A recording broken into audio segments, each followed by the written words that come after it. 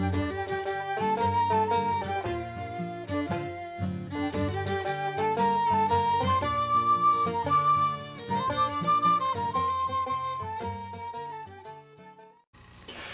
guys, Irish Bill here. I'm going to go ahead and show you guys how to do something really cool, really easy, something anyone can do at their own home, and that is we're going to make an iron dye. Now, iron dye is real simple. You can use everyday household materials for it, and it's really cheap, it's really effective, and it can be used for dyeing cottons, and it can also be used for dyeing leather then too. Iron dye has been around for many years, and I'll show you guys how to do it. The longest part with it is that you have to wait a couple days for the dye to actually make itself. So you'll need a couple things. First of all, it's best to use two. You want to have two mason jars. I like the mason jars anyway, just because, well, if you use plastic or anything else, just the glass. You want glass, and this stuff is kind of acidic. So the main liquid ingredient is going to be apple cider vinegar. Apple cider vinegar, any cheap stuff you can buy at the store. This stuff didn't even cost me $1. Steel wool. Now, I know some friends of mine who actually use iron filings to do it, and you can use iron filings too though, but if you use steel wool, the best to use is grade 0000, which is the finest grade you can get. The finer it is, the quicker the dye is actually going to make itself then too. You'll want to have some sort of filtering device. I'm using a piece of burlap right here, but you can use cheesecloth. Then you're going to need a rubber band. And then some sort of plastic wrap. When I first made iron dye a long time ago, I actually used like a steel lid on top of the jar, and all it did was eat through the jar, and the next thing you know, I kind of tipped it on the side and I had iron dye all over the place. So. But we'll just use a plastic wrap. That'll at least help, and just be careful with it. It's not going to give a perfect seal though, but at least it'll keep it from deteriorating and getting a big mess all over the place.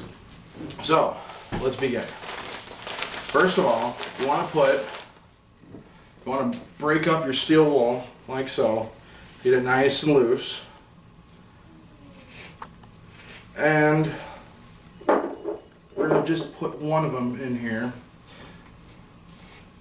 And I think about 1.5 of the little pads here of the fine steel wool would be more than enough to make one batch in a jar of this size. So, and we do get a little excess material here. I'm just going to put that in there too. Next, we're going to take our vinegar and we are going to fill the jar.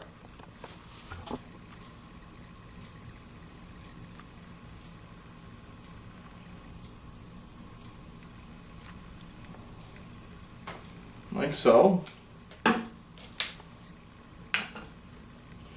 get all the iron covered, or all the steel wool covered. Just put the rest of it in there.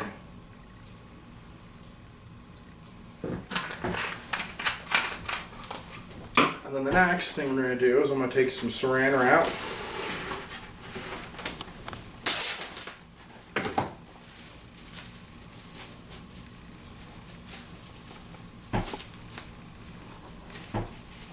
Fold it over a couple times, cover the top of this,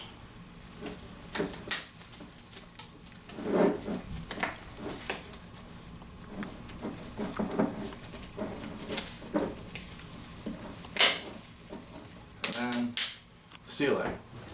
Now here's the fun part. All we gotta do now is we just gotta wait a week. So I'm gonna let this sit for about a week, let it wait, and then after that we'll continue on from there. Alright, so it's been a little over 7 days and the stuff's been sitting and it's actually turned out really nice. A couple things real quick. I actually poked a hole up on top here because it started bubbling really bad, and I just went ahead and did that so the gas could escape. I also put some cloth underneath it though too because it started bubbling over and made it a little bit messy over here. But next step we're going to do is we're going to go ahead and we're going to strain this stuff. Alright, so because this is dye, I don't want to mess up the countertops here in my apartment that I rent, and I got a towel underneath here because the stuff will stain and it's not going to come out of a lot of stuff. So Anyway, I got some sort of filtering or some sort of filter. You could use. I'm using burlap, but you could use cheesecloth too. Anything that kind of just works, just to catch the big hunks. So then we're going to ever so carefully strain off the stuff.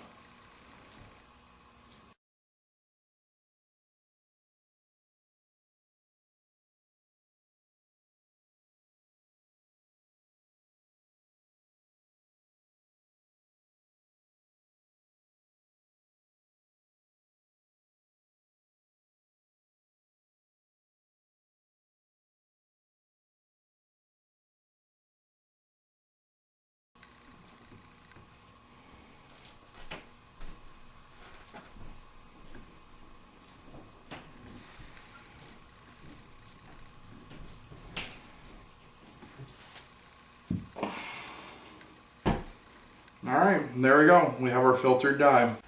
So I got my iron dye sieved and strained, and it's ready to be used on leather. I got a little applicator here, and I'm going to start off with this. This is actually, this leather that I'll be using here is for my canteen project that you'll be seeing in another video. Making a custom canteen strap and kind of redoing one that I got from a friend used. But anyway, let's continue on. I'll make sure I stir it up just a little bit, get the dye on my little applicator here, and don't feel like you can't put, like, you know, that you're putting too much dye on here. It's okay to just even have it just really sort of saturated on top here, like so. And as you can see how it's slowly but surely changing color, and that's as this as the actual vinegar and the iron itself work. It actually like works with the actual natural materials inside of there. It starts turning them black, and sometimes you might need to do just a couple of coats to really get it going real good, and eventually you'll get yourself a nice black such as this as it absorbs into there. Now I'm going to go ahead, I got some 1/2 inch strap here that I'm going to do, and after I'm done dyeing this stuff, I'm going to give it about a couple rub downs with some neat's foot oil. And that's going to help make it supple again, soften up, because the one thing with the iron dye is it does dry out the leather. And another little tip I also want to point out though too is that to make sure you get the edges here as well. I see a lot of Sutler Rotary productions where they forget to get the edges here.